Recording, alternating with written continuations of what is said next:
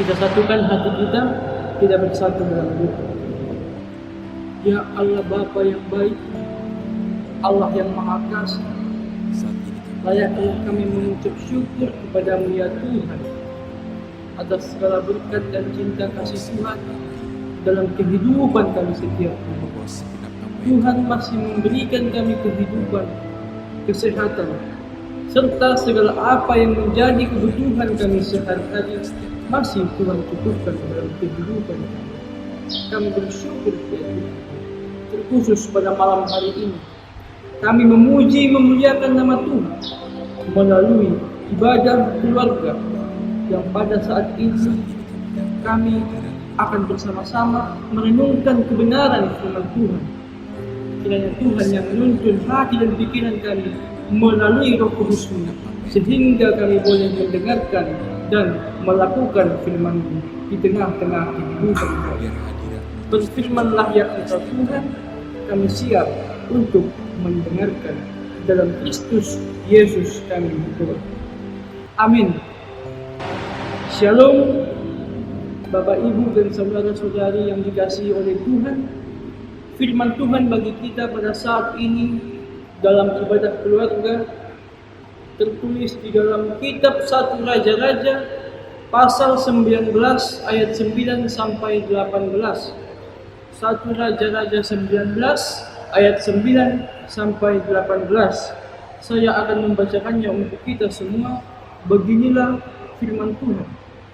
Dengan judul perikop, Allah menyatakan diri di Gunung Horeb. Di sana masuklah ia ke dalam sebuah gua dan bermalam di situ. Maka firman Tuhan datang kepadanya demikian. Apakah kerjamu di sini, hai Elia? Jawabnya, aku bekerja segiat-giatnya bagi Tuhan, Allah semesta alam, karena orang Israel meninggalkan perjanjianmu, meruntuhkan mesbah-mesbahmu, dan membunuh nabi-nabimu dengan pedang. Hanya aku seorang dirilah yang masih hidup, dan mereka ingin mencabut nyawaku. Lalu firman-Nya, keluarlah dan berdiri di atas gunung itu di hadapan Tuhan. Maka Tuhan lalu angin besar dan kuat yang membelah gunung-gunung dan memecahkan bukit-bukit batu mendahului Tuhan. Tetapi tidak ada Tuhan dalam angin itu. Dan sesudah angin itu datanglah gempa. Tetapi tidak ada Tuhan dalam gempa itu. Dan sesudah gempa itu datanglah api. Tetapi tidak ada Tuhan dalam api itu. Dan sesudah api itu datanglah bunyi angin sepoi-sepoi basah. Segera sesudah Elia mendengarnya, ia menyelubungi mukanya dengan jubahnya, lalu pergi keluar dan berdiri di pintu gua itu. Maka datanglah suara kepadanya yang berbunyi, apakah kerjamu di sini, hai Elia? Jawabnya, aku bekerja segiat-giatnya bagi Tuhan, Allah semesta alam, karena orang Israel meninggalkan perjanjianmu, meruntuhkan mesbah-mesbahmu, dan membunuh nabi-nabimu dengan pedang.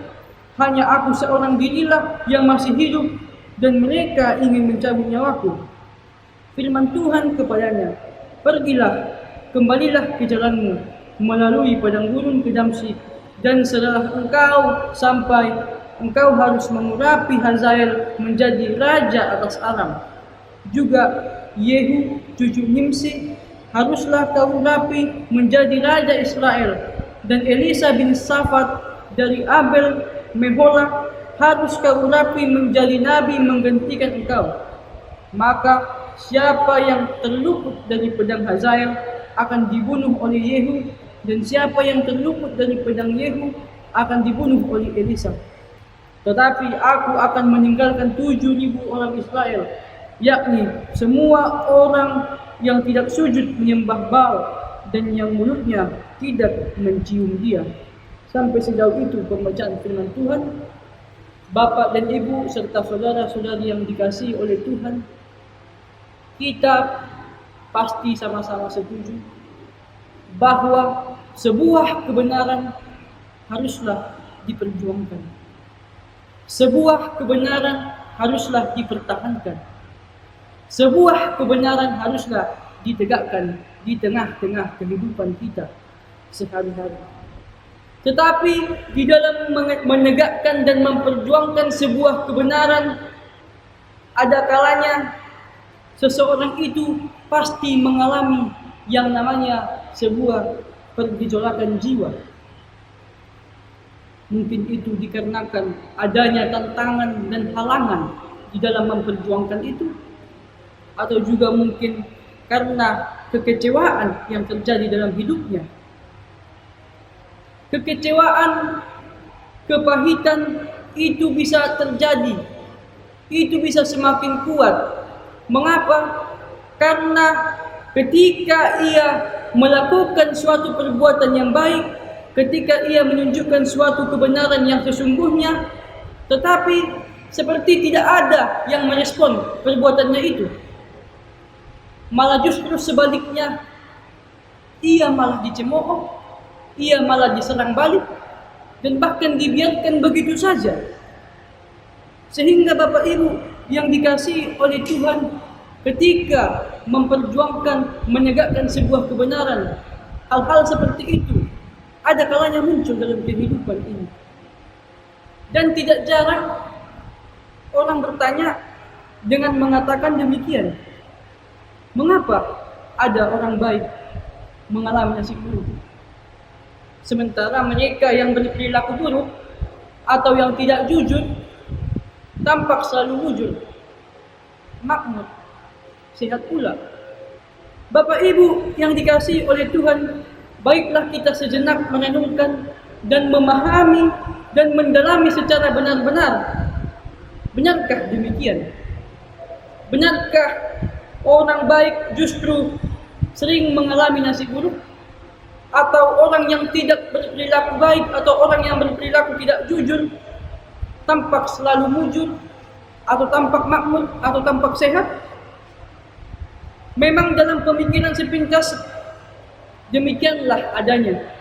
Tetapi jikalau kita semakin merenungkan dan mendalaminya, sesungguhnya persoalan yang mendasar bukan pada apa yang kita lihat, melainkan bagaimana keadaan hati kita, bagaimana keadaan mata kita sewaktu kita melihat semua itu.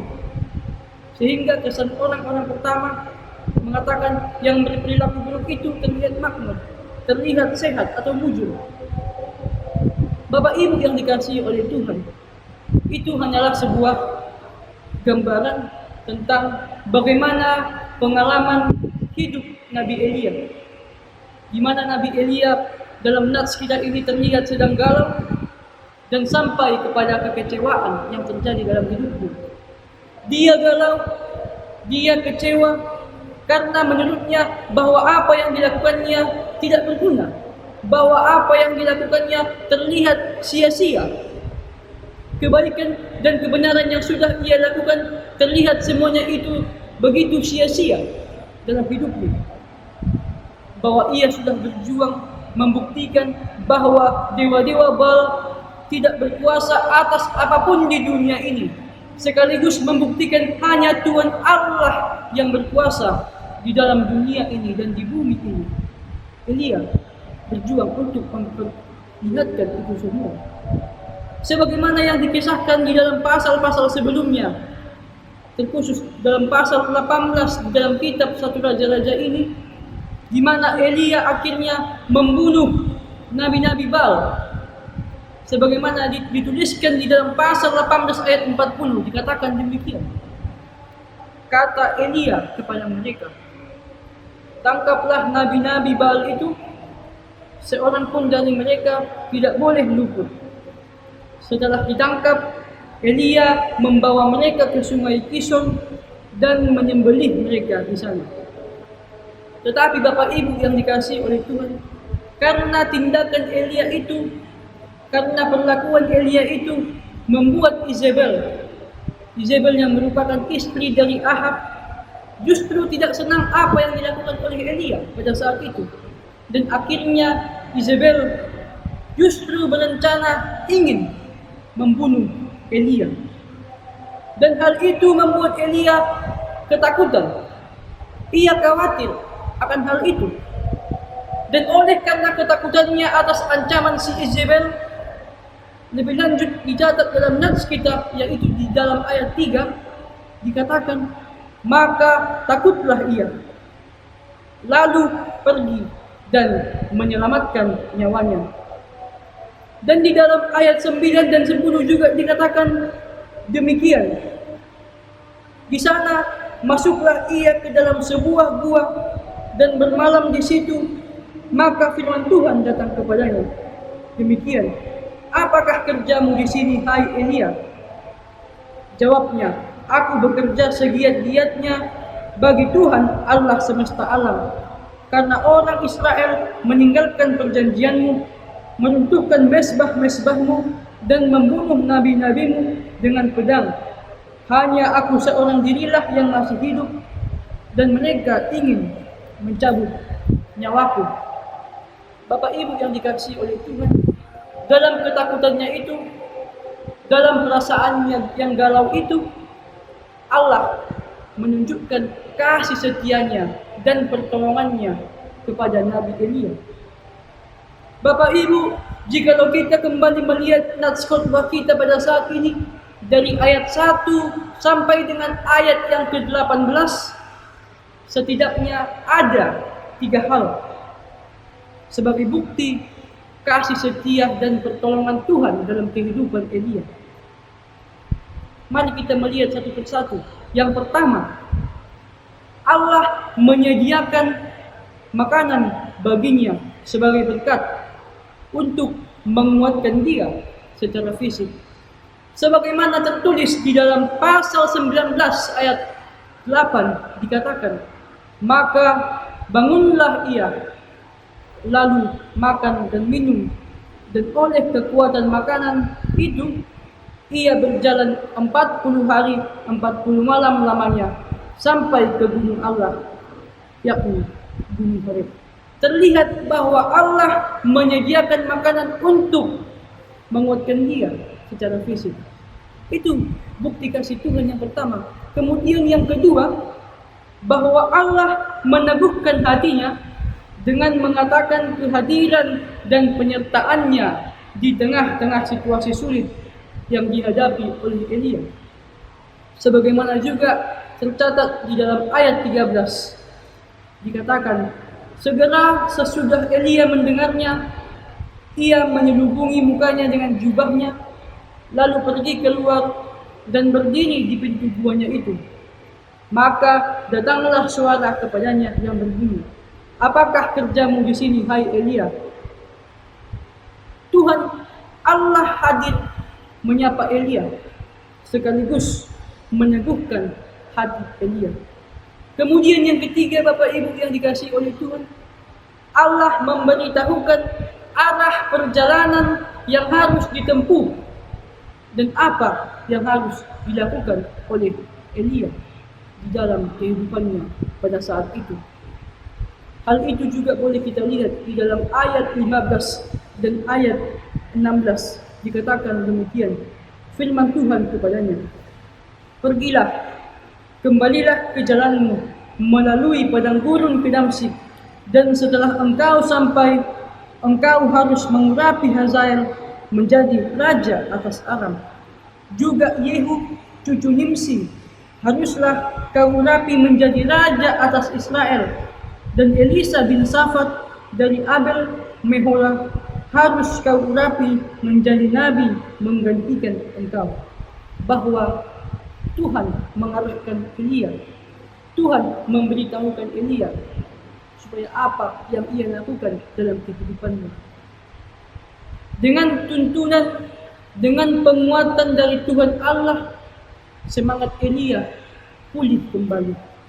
Bahwa ia bangkit dari ketakutannya, Elia bangkit dari kekhawatirannya, ia keluar dari tempat persembunyiannya, yaitu dari dalam gua. Bahwa bersama dengan Tuhan, ia kembali kepada kehidupan yang lebih bermakna.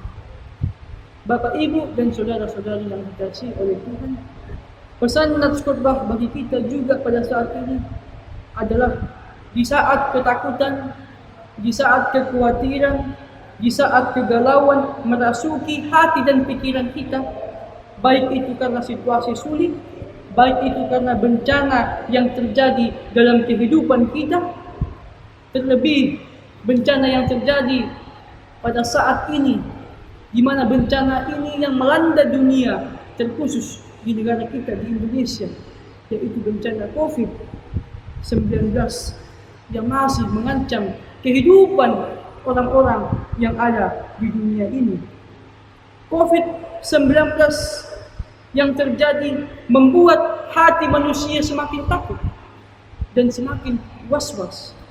COVID-19 telah menjadi ancaman jiwa dan hidup kita manusia yang melebihi ancaman Izebel terhadap Elia. Maka Tuhan Allah yang memberkati Elia, yang menyertai Elia, yang menguatkan dia, yang mengarahkan dia untuk melakukan sesuatu, serta yang mencukupkan apa yang perlu dalam kehidupannya. Dan Tuhan yang sama juga akan hadir dalam kehidupan kita saat ini. Tuhan juga akan menyertai, Tuhan juga akan menguatkan, mengarahkan kita, dan mencukupkan apa yang perlu dalam kehidupan kita sampai saat ini. Tetapi sebagaimana yang di awal tadi disebutkan Bapak Ibu yang dikasihi oleh Tuhan, bagaimana kita menyadari bahwa hal yang mendasar bukanlah pada apa yang terjadi, apa yang kita lihat dengan mata, yaitu besarnya masalah yang kita hadapi oleh karena masalah-masalah sulit atau karena masalah COVID-19 ini, melainkan bagaimana keadaan hati kita sewaktu melihat semua itu, sehingga kita sering sekali melihat sesuatu itu tidak melihatnya sebagai pertolongan Tuhan dalam kehidupan kita. Mungkin Bapak Ibu yang dikasihi oleh Tuhan, dalam masa-masa tertentu kita pasti akan sama seperti Elia. Ketika Tuhan bertanya, seperti yang tercatat dalam ayat 9 dan di ayat 13, dikatakan, "Apa kerjamu di sini, hai Elia?" Dan bisa saja kita juga menjawabnya sama seperti Elia dalam upaya membenarkan diri kita. Seperti yang dicatat juga dalam ayat 10. Dikatakan, "Aku bekerja segiat-giatnya bagi Tuhan Allah semesta alam. Karena orang Israel meninggalkan perjanjianmu, meruntuhkan mesbah-mesbahmu, dan membunuh nabi-nabimu dengan pedang. Hanya aku seorang dirilah yang masih hidup, dan mereka ingin mencabut nyawaku." Sebuah jawaban kegalauan, sebuah jawaban kekecewaan ketika melawan kebaikan, ketika melakukan kebenaran, ketika kita memperjuangkan apa yang benar, tetapi dianggap itu sebagai hal yang salah. Itu dianggap sebagai hal yang melawan. Dan bahkan dengan ingin menegakkan sebuah kebenaran sampai ia juga diancam dan dibunuh. Sehingga dengan hal ini menganggap seolah-olah bahwa Tuhan tidak hadir dalam kehidupannya. Seolah-olah Tuhan Allah tidak tahu apa yang menjadi persoalan dalam kehidupannya. Dan mungkin banyak juga orang pasti yang bertanya-tanya, apakah Tuhan tidak tahu bagaimana situasi yang terjadi pada Elia pada saat itu? Dan juga kepada kita pada saat ini, pada masa sekarang ini, mungkin bertanya-tanya, apakah Tuhan tidak tahu situasi yang terjadi pada saat ini yang melanda dunia pada saat ini? Jawabannya, Tuhan tahu apa yang dikerjakan Elia dan bagaimana keadaannya. Tetapi pertanyaan Tuhan kepada Elia justru adalah sebuah pernyataan bahwa Tuhan tahu di mana Elia. Bagaimana keadaan hatinya, Tuhan tahu betul-betul hati Elia yang kecewa dan yang ketakutan pada saat itu. Maka sama seperti Elia, kita juga perlu menyadari, kita juga perlu memahami, perlu sangat meyakini bahwa Tuhan Allah tidak meninggalkan kita. Kita juga harus perlu menyadari keberadaan kita di hadapan Tuhan Allah, bahwa Tuhan Allah hadir menyapa kita untuk tidak bersembunyi di balik ketakutan dan di balik kekhawatiran kita atas keadaan ini. Jangan menjadikan keadaan sulit ini untuk tidak melakukan apa-apa. Jangan kita menjadikan keadaan sulit ini untuk tidak bekerja. Jangan kita jadikan alasan-alasan sesulit apapun itu untuk tidak memuji dan memuliakan nama Tuhan. Bahwa dengan situasi apapun yang terjadi dalam kehidupan kita, kita harus menyadari, kita harus meyakini bahwa Tuhan akan selalu memberikan kasih-Nya dan pertolongan-Nya kepada umat manusia. Dalam ketidakberdayaan kita dan dalam ketakutan kita, kita harus yakin Dia juga, yaitu Tuhan Allah, akan mengarahkan kita, akan memberitahukan kita dan memberitahukan kita arah perjalanan yang harus kita tempuh dan mengajarkan kepada kita apa yang harus kita lakukan. Sebagaimana Elia yang diarahkan, sebagaimana Elia yang dituntun oleh Tuhan Allah untuk melakukan apa yang seharusnya ia lakukan di dalam situasi apapun yang terjadi dalam kehidupan ini. Tuhan senantiasa memberkati dan menyertai kita sekalian. Amin. Kita bersatu di dalam doa. Terima kasih ya Tuhan Allah Bapa kami, Allah yang maha baik, Allah yang setia memelihara kehidupan kami setiap hari. Tuhan masih mencukupkan segala apa yang menjadi kebutuhan kami. Kami bersyukur ya Tuhan, dan kami percaya itu bukanlah karena kuat dan hebat kami, melainkan adalah karena berkat dan anugerah yang daripada Tuhan dalam kehidupan kami. Kami telah mendengarkan firman-Mu ya Tuhan. Biarlah firman-Mu ini menjadi pelita dan menjadi terang di dalam kehidupan kami sehari-hari, sehingga kami boleh menjadi pelaku firman Tuhan. Biarlah melalui firman-Mu ini ya Tuhan, kami semakin dikuatkan melalui iman percaya kami semakin menyadari, kami semakin meyakini bahwa apapun yang terjadi di masa-masa sulit ini ya Tuhan, terlebih di masa-masa pandemi COVID-19 ini, kami akan tetap menyerahkan kehidupan kami hanya kepada-Mu ya Tuhan.